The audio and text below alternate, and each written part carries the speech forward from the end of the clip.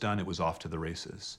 And the use of derivatives and financial innovation exploded dramatically after 2000. So help me God. So help me God. By the time George W. Bush took office in 2001, the U.S. financial sector was vastly more profitable, concentrated, and powerful than ever before. Dominating this industry were 5 investment banks, 2 financial conglomerates, 3 securities insurance companies, and 3 rating agencies.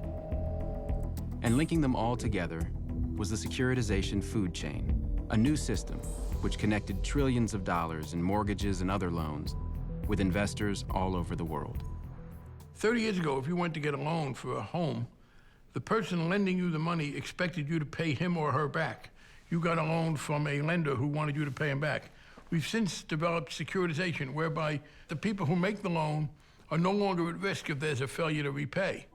In the old system, when a homeowner paid their mortgage every month, the money went to their local lender. And since mortgages took decades to repay, lenders were careful. In the new system, lenders sold the mortgages to investment banks. The investment banks combined thousands of mortgages and other loans, including car loans, student loans, and credit card debt, to create complex derivatives called collateralized debt obligations, or CDOs. The investment banks then sold the CDOs to investors. Now, when homeowners paid their mortgages, the money went to investors all over the world. The investment banks paid rating agencies to evaluate the CDOs, and many of them were given a AAA rating, which is the highest possible investment grade. This made CDOs popular with retirement funds, which could only purchase highly rated securities. This system was a ticking time bomb. Lenders didn't care anymore about whether a borrower could repay, so they started making riskier loans. The investment banks didn't care either. The more CDOs they sold, the higher their profits.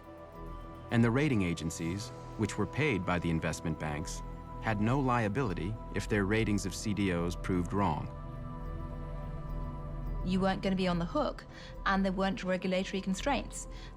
So it was a green light to just pump out more and more and more loans. Between 2000 and 2003, the number of mortgage loans made each year nearly quadrupled. Everybody in this securitization food chain from the very beginning until the end, they didn't care about the quality of the mortgage. They were caring about maximizing the volume and getting a fee out of it. In the early 2000s, there was a huge increase in the riskiest loans, called subprime. But when thousands of subprime loans were combined to create CDOs, many of them still received AAA ratings.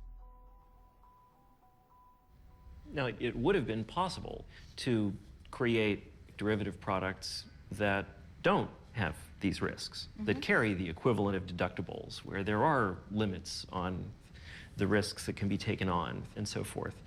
They didn't do that, did they? They didn't do that, and in retrospect, they should have done. So did these guys know that they were doing something dangerous? I think they did.